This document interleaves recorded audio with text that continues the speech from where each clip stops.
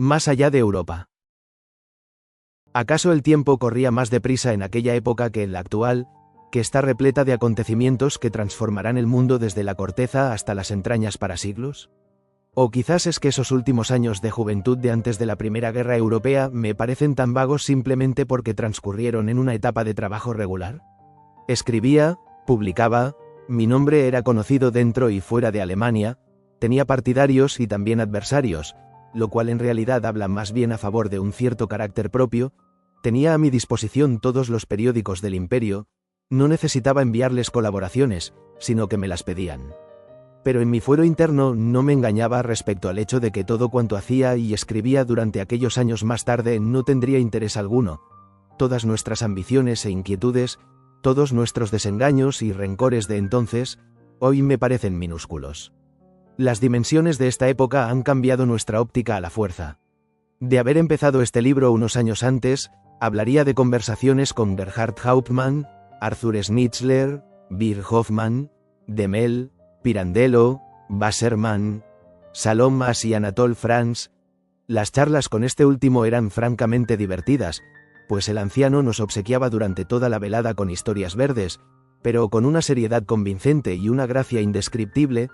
Podría hablar de los grandes estrenos, como el de la 10ª, igual a octava, Sinfonía de Gustav Mahler en Múnich y el del Caballero de la Rosa en Dresde, de la bailarina Karsavina y del bailarín y coreógrafo Nijinsky, porque yo era de espíritu vivo y curioso y fui testigo de muchos acontecimientos artísticos, históricos. Pero todo lo que ya no guarda conexión con los problemas de la época actual resulta caduco para nuestra severa medida de lo esencial. Hoy, los hombres de mi juventud que dirigieron mi mirada hacia el mundo literario me parecen, desde hace tiempo ya, menos importantes que los que me la desviaron hacia el mundo real. Entre estos últimos figuraba, en primer lugar, un hombre que había de dirigir el destino del imperio alemán en una época trágica y que, 11 años antes de la subida de Hitler al poder, fue abatido por la primera bala asesina de los nacionalsocialistas, Walter Rathenau. Nuestra amistad, antigua y cordial, había empezado de una manera curiosa. Uno de los primeros hombres de quien recibí un estímulo a mis 19 años fue Maximilian Harden, cuya revista, Zukunft, tuvo un papel decisivo durante los últimos años del imperio de Guillermo II.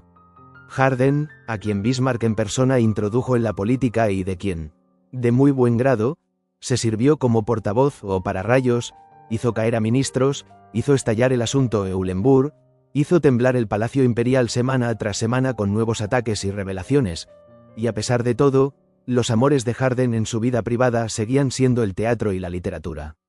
Pues bien, resulta que un buen día apareció en Zukunft una serie de aforismos firmados con un seudónimo que ya no recuerdo y que me llamaron la atención por su notable ingenio y su concisa fuerza de expresión.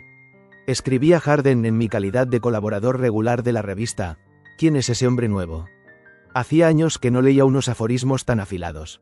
La respuesta no vino de Harden, sino de un tal Walter Rathenau que, tal como supe por su carta y también por otras fuentes, no era otro que el hijo del todopoderoso director de la Compañía Eléctrica de Berlín y, a su vez, comerciante, industrial y consejero de administración de numerosas empresas, uno de los nuevos hombres de negocios alemanes, vueltos hacia el mundo, por utilizar una expresión de Jean Paul. Me escribió unas cordiales líneas para darme las gracias, diciendo que mi carta era la primera voz que había oído a favor de su ensayo literano. A pesar de que era por lo menos 10 años mayor que yo, me confesaba abiertamente su inseguridad y me preguntaba si yo consideraba conveniente la publicación o no de un libro entero de pensamientos y aforismos. Al fin y al cabo era un intruso en el mundo de la literatura. Hasta entonces había concentrado toda su actividad en el campo económico. Lo animé con toda franqueza y nos mantuvimos en contacto epistolar. Durante mi siguiente estancia en Berlín le llamé por teléfono. Me respondió una voz vacilante. «Ah, es usted. Qué lástima. Mañana a las 6 de la mañana salgo de viaje para Sudáfrica». Le interrumpí. «Entonces nos veremos en otra ocasión, claro». Pero la voz siguió reflexionando despacio. «No, espere, un momento. Tengo toda la tarde ocupada por reuniones. Luego tengo que ir al ministerio y después a una comida en el club. ¿Pero podría usted venir a mi casa a las 11:15? Me pareció bien. Charlamos hasta las 2 de la madrugada. A las 6 salió de viaje rumbo al suroeste de África por encargo, como supe más tarde, del emperador alemán. Cuento este detalle porque es muy típico de Rathenau. Aun siendo un hombre tan atareado, siempre encontraba tiempo. Lo vi durante los días más duros de la guerra y poco antes de la conferencia de Génova, y unos días antes de su asesinato recorrí con él la misma calle en el mismo automóvil en el que le dispararon. Tenía los días organizados minuto a minuto y, sin embargo, no le costaba ningún esfuerzo pasar de una cosa a otra, porque su cerebro estaba siempre preparado. Era un instrumento de una precisión y una rapidez tales como no he conocido en otra persona. Hablaba con fluidez, como si leyera en una hoja invisible, pero construyendo las frases con tanta plasticidad y claridad, que su conversación, si se hubiera taquigrafiado, habría podido ir directamente a la imprenta como conferencia perfecta y acabada. Hablaba francés, inglés e italiano con la misma seguridad que el alemán. La memoria no lo dejó nunca en la estacada y no necesitaba prepararse de modo especial para tratar cualquier tema. Cuando uno hablaba con él, se sentía a la vez necio, poco instruido, inseguro y confundido ante su objetividad que lo ponderaba todo con calma y lo abarcaba todo con lucidez. Pero había algo en aquella lucidez deslumbrante, en aquella claridad cristalina de su pensamiento, algo que producía un efecto incómodo, como los selectos muebles y los espléndidos cuadros de su casa. Su espíritu era un invento genial. Su casa era como un museo y en su castillo feudal de la reina Luisa, situado en la Marca, uno no lograba sentirse cómodo, de tan ordenado, limpio y aseado como estaba. En su pensamiento había algo transparente como el cristal y, por lo tanto, sin sustancia. Pocas veces he experimentado la tragedia del hombre judío con tanta fuerza como en su persona, la cual, a pesar de toda su evidente superioridad, estaba llena de una inquietud y una inseguridad profundas.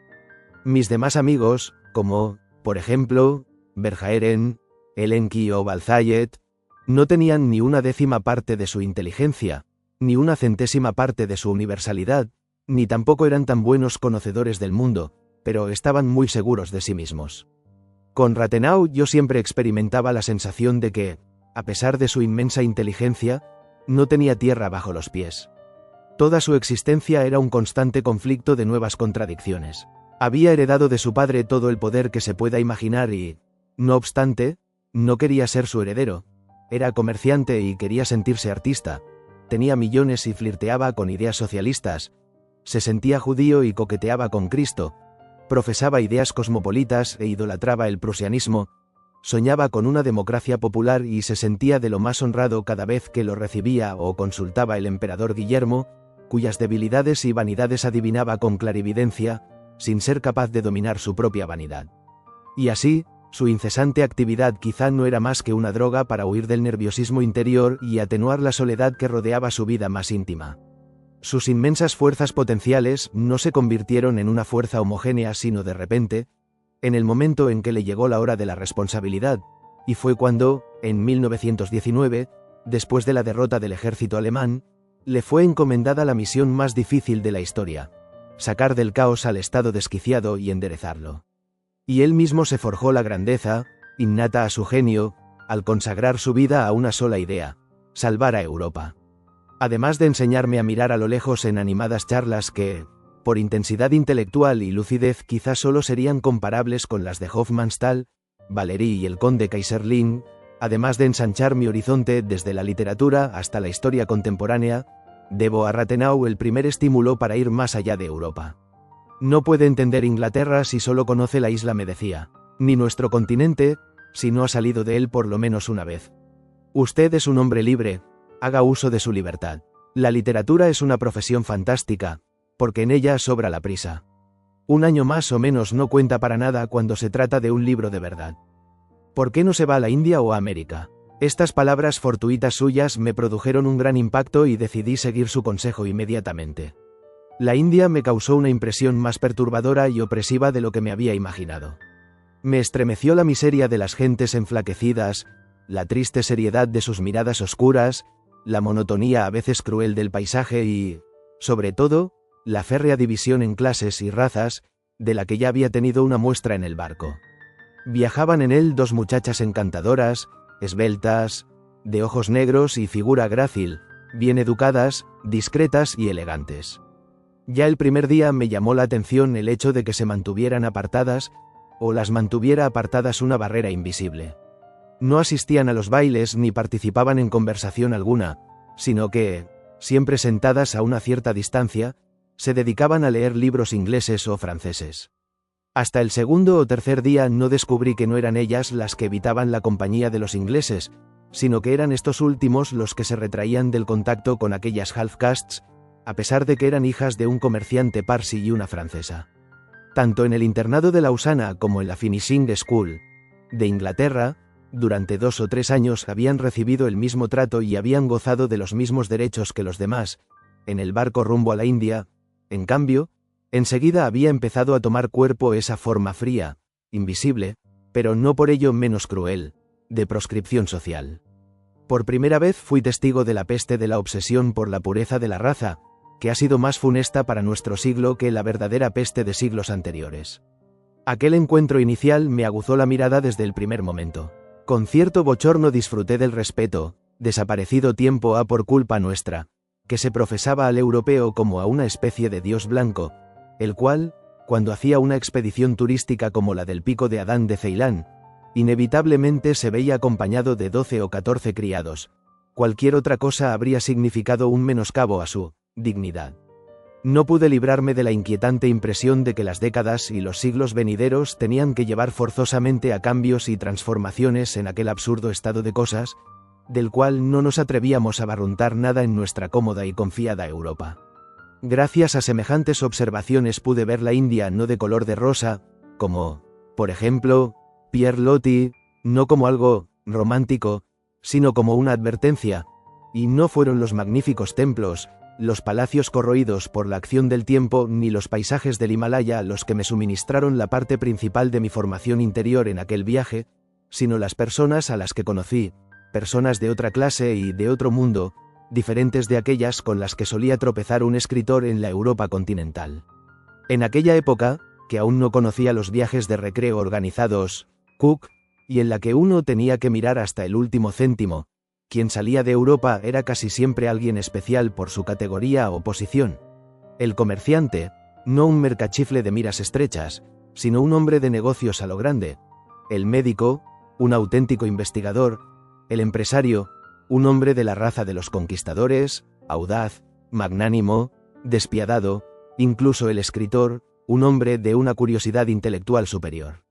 Durante los largos días y las largas noches del viaje, que la radio todavía no llenaba con su charloteo, tratando con esa otra clase de personas, aprendí más cosas sobre las fuerzas y las tensiones que mueven a nuestro mundo que con la lectura de 100 libros.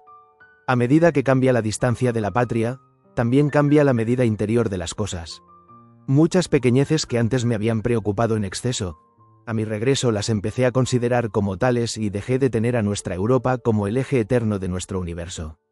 Entre los hombres que conocí en el viaje a la India había uno que tuvo una influencia trascendental, aunque no claramente visible, en la historia de nuestro tiempo. De Calcuta a Indochina, navegando por el río Irrawaddy, todos los días pasé muchas horas con Karl Haushofer, quien se dirigía con su esposa al Japón como agregado militar de la embajada alemana. Aquel hombre erguido y delgado, de pómulos prominentes y pronunciada nariz aguileña, me hizo ver por primera vez las extraordinarias cualidades y la disciplina interior de un oficial del Estado Mayor alemán. Huelga decir que antes, en Viena, había alternado con militares en algunas ocasiones, jóvenes cordiales, amables e incluso divertidos, la mayoría de los cuales huía de familias de posición social poco o nada acomodada para refugiarse en el uniforme y sacar el máximo provecho del servicio militar. Haushofer, en cambio, y ello se notaba enseguida, era de una familia culta y pequeño burguesa. Su padre había publicado un número considerable de poemas y creo que había sido profesor de universidad, y su formación, también universal, trascendía lo puramente militar. Encargado de estudiar los escenarios de la guerra ruso-japonesa sobre el terreno, él y su esposa se habían familiarizado con la lengua e incluso la literatura japonesa. En él descubrí de nuevo que toda ciencia, también la militar, cuando se concibe con amplitud de miras, necesariamente supera los estrechos límites que impone la especialidad y entra en contacto con todas las demás.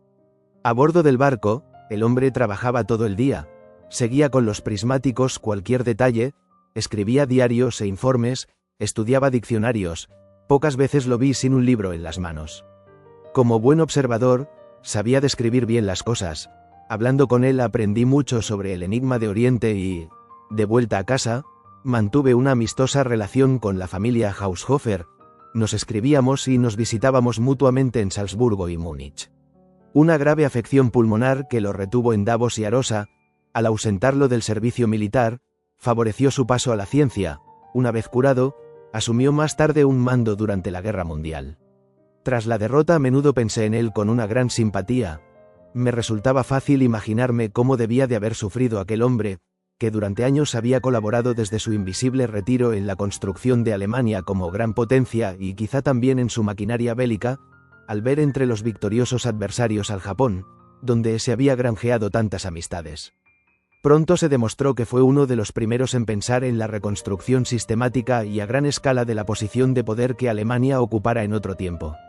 Publicó una revista de geopolítica y, como suele ocurrir, no entendí el significado profundo de este nuevo movimiento en sus inicios.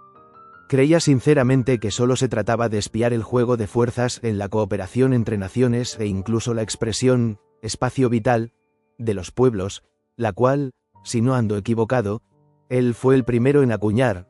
La entendí, en el sentido de Spengler, simplemente como la energía relativa, cambiante con las épocas, que todas las naciones desprenden alguna vez siguiendo un ciclo. La exigencia de Haushofer de estudiar más a fondo las cualidades individuales de los pueblos y de estructurar un organismo regulador permanente con una base científica también me pareció de lo más correcta, porque creía que esa investigación serviría exclusivamente para crear tendencias de acercamiento entre los pueblos. También podría ser, no lo sé, que la intención real primitiva de Haushofer no fuera en absoluto política. De todos modos leí sus libros, en los que, dicho sea de paso, me citaba, con un gran interés y sin ningún tipo de sospecha. Siempre escuché, por parte del público imparcial, elogios de sus conferencias, en el sentido de que eran sumamente instructivas y nadie lo acusó de que sus ideas sirvieran a una nueva política de fuerza y agresión y estuvieran desfinadas solo a motivar ideológicamente, bajo una forma nueva, los viejos postulados pangermanistas. Pero aquí que el día en que mencioné de pasada su nombre en Múnich, alguien me dijo como la cosa más natural del mundo: «Ah, ¿el amigo de Hitler?». Nada me hubiera podido dejar más atónito. En primer lugar, porque la mujer de Haushofer no era de raza pura y sus hijos, muy simpáticos e inteligentes, no habrían podido hacer frente a las leyes raciales de Nuremberg contra los judíos. En segundo lugar, no veía ninguna posibilidad de relación intelectual directa entre un erudito de gran cultura y de pensamiento universal y un agitador inculto, enredado en un germanismo de la especie más mezquina y brutal. Pero entre los discípulos de Haushofer figuraba Rudolf Hess y no era sino este quien había hecho posible tal relación.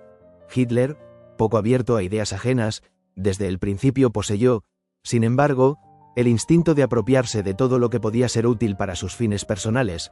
Así, para él, la geopolítica desembocaba y terminaba en la política nacionalsocialista y se sirvió de ella todo lo que pudo para sus propósitos.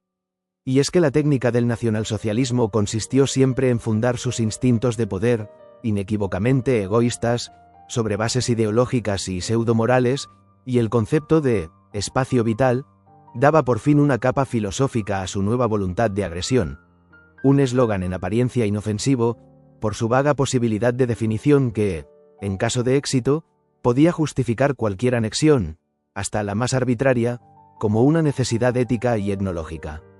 Fue, pues, mi antiguo compañero de viaje quien, no sé si a sabiendas, la culpa del cambio radical, funesto para el mundo, de los objetivos de Hitler, originariamente limitados a los aspectos nacionales y a la pureza de la raza, pero que después, con la teoría del espacio vital, degeneraron en el eslogan: «Hoy Alemania es nuestra, mañana lo será el mundo entero», un ejemplo igualmente evidente de cómo una sola fórmula concisa se puede convertir, por la fuerza inmanente de la palabra, en hechos y en fatalidad, como antes la fórmula de los enciclopedistas sobre el dominio de la razón acabó convirtiéndose en lo contrario, es decir, en terror y agitación de masas.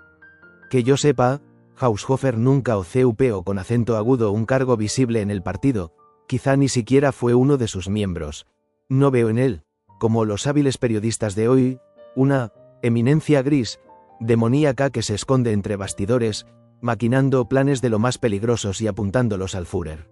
Sin embargo, no cabe duda de que fueron sus teorías, más que los más rabiosos consejeros de Hitler, las que, conscientemente o no, sacaron la agresiva política del nacionalsocialismo de los estrechos límites nacionales para transportarla a la dimensión planetaria. Será la posterioridad la que, disponiendo de una mejor documentación de la que tenemos nosotros, los contemporáneos, dará a esta figura su correcta medida histórica. A este primer viaje a tierras de ultramar siguió otro a América.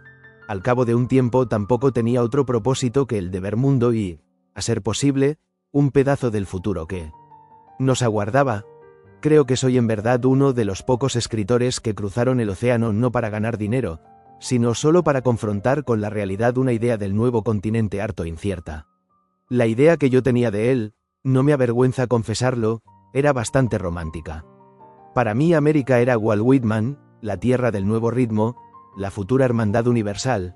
Antes de emprender el viaje, volví a leer los largos versos del Camerado, que fluyen como un torrente y se desbordan en forma de catarata, y así llegué a Manhattan con un sentimiento abierto y magnánimo de fraternidad, en vez de la habitual arrogancia del europeo. Recuerdo que lo primero que hice fue preguntar al portero del hotel dónde estaba la tumba de Walt Whitman, que tenía intención de visitar. Con la pregunta puse en un aprieto al pobre italiano. No había oído nunca este nombre. La primera impresión fue formidable, a pesar de que Nueva York no tenía aún esa embriagadora belleza nocturna de hoy. No existían aún las impetuosas cataratas de luz del Times Square ni el fantástico cielo estrellado de la ciudad que de noche tiñe de rojo a las reales y auténticas estrellas del firmamento con millones de estrellas artificiales. El aspecto de la ciudad, así como la circulación, carecían de la osada munificencia de hoy, pues la nueva arquitectura se ensayaba todavía con inseguridad en algunos grandes edificios aislados. También el sorprendente auge del gusto por los escaparates y los adornos se hallaba apenas en sus tímidos inicios. Ahora bien, contemplar el puerto desde el puente de Brooklyn, siempre con una ligera oscilación, y pasear por los desfiladeros de piedra de las avenidas era una verdadera fuente de descubrimientos y de emociones, si bien es verdad que, al cabo de 2 o 3 días, cedieron a una sensación diferente, más fuerte. La sensación de extrema soledad. No tenía nada que hacer en Nueva York y, en aquella época, una persona ociosa en ninguna parte estaba más fuera de lugar que allí. Aún no existían los cines donde uno se pudiese distraer durante una hora, ni las pequeñas y cómodas cafeterías, ni tantas galerías de arte, bibliotecas y museos como hoy. En todo lo referente a la cultura los americanos iban muy a la zaga de nuestra Europa. Cuando, al cabo de 2 o 3 días, hube visitado fielmente los museos y monumentos principales, fui de un lado para otro por las heladas y ventosas calles como una barca sin timón. Al final, la sensación de lo absurdo de mi callejeo llegó a ser tan fuerte, que solo logré vencerla haciéndomela más atractiva con una estratagema. Inventé un juego conmigo mismo. Me dije que sería un vagabundo completamente solo, uno de los numerosos emigrantes que no sabían qué hacer y que solo llevaría $7 en el bolsillo. Me dije, haz voluntariamente lo que estos tienen que hacer a la fuerza. Imagínate que dentro de 3 días, a lo más tardar, te ves obligado a ganarte la vida. Busca por los alrededores y mira cómo se las ingenian por aquí sin contratos ni amigos para ganarse un sueldo rápidamente. Dicho esto, empecé a ir de una oficina de colocación a otra y a estudiar los anuncios de trabajo pegados en las puertas. Aquí buscaban a un panadero, ahí a un auxiliar de oficina con conocimientos de francés e italiano y más allá a un dependiente de librería. Por lo menos este último trabajo era una primera oportunidad para mi yo imaginario. De modo que subí 3 pisos por una escalera de caracol de hierro, me informé sobre el sueldo y lo comparé con los precios de alquiler de habitaciones en el Bronx que aparecían en los periódicos. Al cabo de 2 días de buscar trabajo, había encontrado, en teoría, 5 colocaciones que me hubieran servido para ir tirando. Así comprobé, mucho mejor que callejeando, cuánto espacio, cuántas posibilidades ofrecía aquel joven país a alguien con ganas de trabajar, y eso me impresionó. Por otro lado, todas esas idas y venidas de una agencia a otra, mis visitas de presentación a las empresas, me permitieron formarme una idea de la excelsa libertad que reinaba en el país. Nadie me preguntó por mi nacionalidad, ni mi religión, ni mi origen, y eso que había viajado sin pasaporte, algo inimaginable para nuestro mundo actual, un mundo de huellas dactilares, visados e informes policiales. Pero allí había trabajo esperando a las personas, eso, y solo eso, era determinante. El contrato se firmó en pocos minutos, sin la enojosa intervención del Estado, sin formalidades ni sindicatos, en aquellos tiempos de libertad ya legendaria.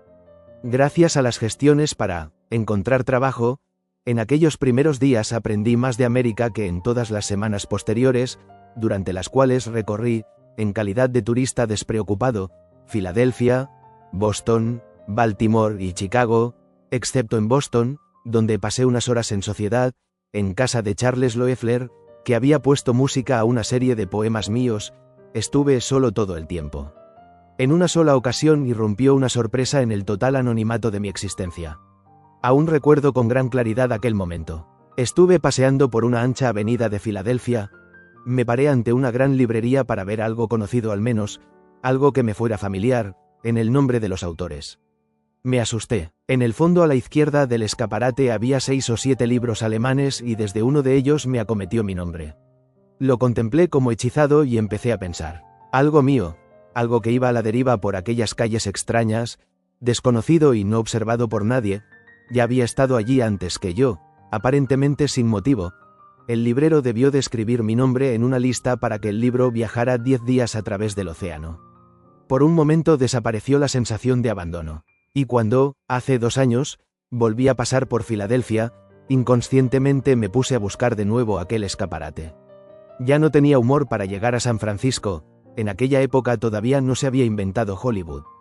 Pero al menos en otro lugar pude ver el anhelado Océano Pacífico, que me había fascinado desde la infancia, cuando leía relatos de los primeros viajes alrededor del mundo. Y lo vi desde un lugar hoy desaparecido, un lugar que ningún ojo mortal volverá a ver, los últimos montículos del Canal de Panamá. Fui allí en un pequeño barco que pasaba por las Bermudas y Haití. Y es que nuestra poética generación había sido educada por Verhaeren para admirar los milagros técnicos de nuestra época como nuestros antepasados admiraban las antigüedades romanas. El propio Panamá ya constituía un espectáculo inolvidable, excavado con máquinas, y con aquel cauce de un color ocre amarillento que quemaba los ojos incluso a través de gafas oscuras y un aire diabólico, atravesado por el zumbido de millones y millones de mosquitos cuyas víctimas yacían en el cementerio en hileras interminables. ¿Cuántos hombres habían caído a causa de aquella obra que Europa había empezado y América acabaría? Y que ahora, finalmente, después de 30 años de catástrofes y desengaños, se hacía realidad. Unos meses más para llevar a cabo los últimos trabajos en las esclusas y, después, la presión de un dedo sobre un botón eléctrico y los 2 océanos confluirían para siempre después de milenios, pero yo, uno de los últimos de aquella época, con el sentido de la historia bien despierto, todavía los vi separados.